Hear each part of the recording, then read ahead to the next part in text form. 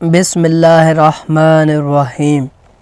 اللہ جب اپنے کسی بندی سے خوش ہوتا ہے یعنی کسی عورت سے تو اس کی زبان پر ایک تسبیح جاری کر دیتا ہے۔ یہ تسبیح اللہ سبحانہ تعالیٰ اپنے پسندیدہ بندوں کو عطا فرماتا ہے۔ یہ اللہ تعالیٰ کے منتخب کردہ بندوں کی خاص تسبیح ہے۔ ویسے تو سبھی انسانوں کو اللہ تعالیٰ نے پیدا فرمایا اور اللہ اپنے ہر بندے سے محبت فرماتا ہے، لیکن کچھ لوگ ایسے ہوتے ہیں، کوئی ایسا کام کرتے ہیں جو کہ اللہ تعالیٰ کو بہت پسند آ جاتا ہے، تو ان کو اپنے خاص بندوں کی فہرست میں شامل کر لیتے ہیں اور پھر انہیں مختلف انعامات و کرامات سے نوازتے ہیں۔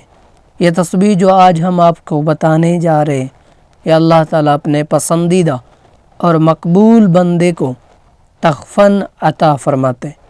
ایک دفعہ ایک عورت حضور پاک صلی اللہ علیہ وسلم کی خدمت میں حاضر ہوئی اور عرض کہ یا رسول اللہ صلی اللہ علیہ وسلم، مجھے کوئی ایسا عمل بتا دیجئے کہ جس کے کرنے سے اللہ تبارک تعالیٰ مجھ سے محبت کرنے لگے، مجھ پر اپنی خاص رحمت کی نظر فرمائے، میری پریشانی کو حل فرما دے اور میرے رزق میں وسعت عطا فرما دے۔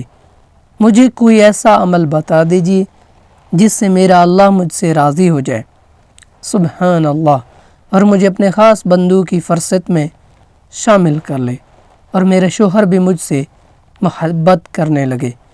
تو آپ صلی اللہ علیہ وسلم نے ارشاد فرمایا، دنیا سے بے رغبتی اختیار کر لو، اللہ تم سے محبت کرے گا، اور لوگوں کے پاس جو کچھ ہے اس سے توجہ ہٹا لو تو لوگوں میں تمہارا عزت و مرتبہ بڑھ جائے گا۔ اللہ سبحانہ تعالیٰ جس سے محبت کرتا ہے تو اسے زمین میں مقبولیت مل جاتی ہے۔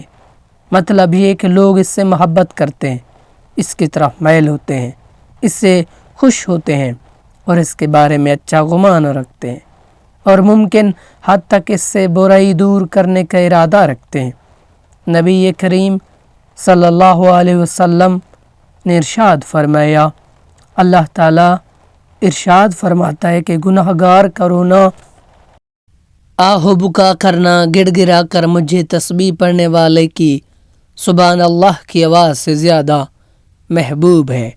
تو جب اللہ اپنے کسی بندے یا بندی سے راضی ہوتا ہے، خوش ہوتا ہے اور اسے اپنے قریب کرنا چاہتا ہے، اور جب کسی بندے یا بندی کو بلندی اور سرفرازی عطا فرمانا چاہتا ہے تو اس کی زبان پر اس کا تسبیح ورد جاری کر دیتا ہے، کیونکہ یہ وہ انسان، اللہ کا وہ بندہ جسے دنیا کا ہر عیب اپنے آپ میں نظر آتا ہے، وہ شخص جس نے تنہائی میں اللہ کو یاد کیا، اس کی یاد میں آنسو بہائے، جہنم کی آگ سے ڈرا، تو نبی کریم صلی اللہ علیہ وسلم اللہ تبارک تعالیٰ ایسے شخص کو اپنے عرش کے سائے میں جگہ دے گا جس نے تنہائی میں اللہ تعالیٰ کو ایسا ذکر کیا، اس کے آنسو جاری ہو گئے، جنت کو حاصل کرنے کی تڑپ دل میں پیدا ہو گئی اور جہنم کی آگ سے ڈرا۔ تو یہ وہ بہترین انسان ہے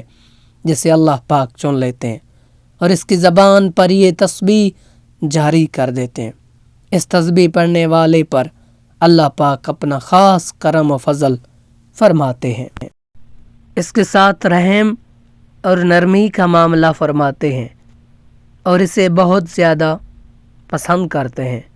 فرمان نبی کریم صلی اللہ علیہ وسلم محمد مصطفیٰ صلی اللہ علیہ وسلم ہے کہ جس نے استغفار کو اپنے اوپر لازم کر لیا، اللہ اس کی ہر پریشانی دور فرما دے گا، اسے ہر تنگی سے راحت عطا فرمائے گا اور اسے وہاں سے رزق دے گا جس کے وہم و گمان میں بھی نہ ہوگا۔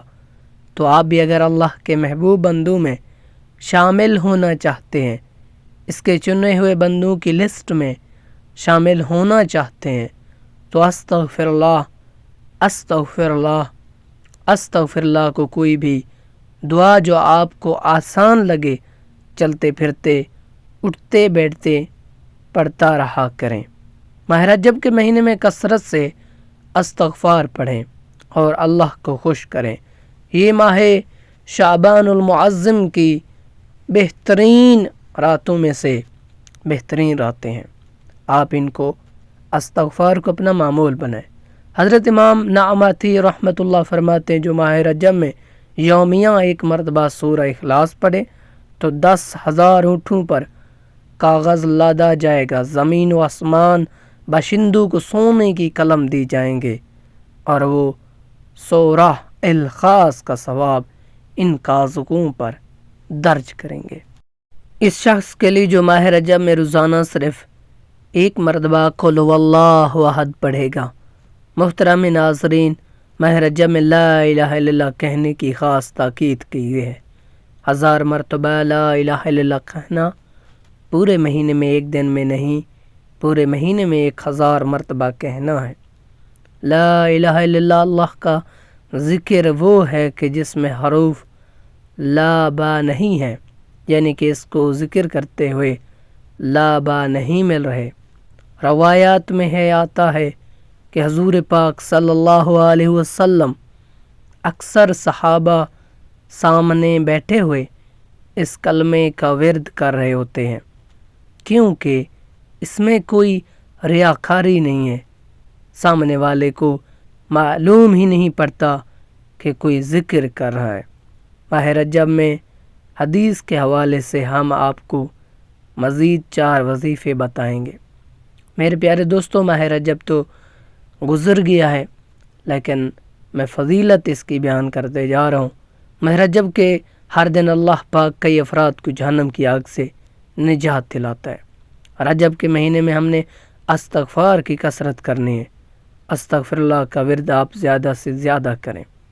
اس میں کوئی قید و بند نہیں، آپ چلتے پھرتے اٹھتے بیٹھتے سونے سے پہلے نماز فجر کے بعد 70 مرتبہ ضرور انجام دینا ہے۔ ماہ شعبان میں بھی استغفر اللہ کا ورد کرتے رہیں۔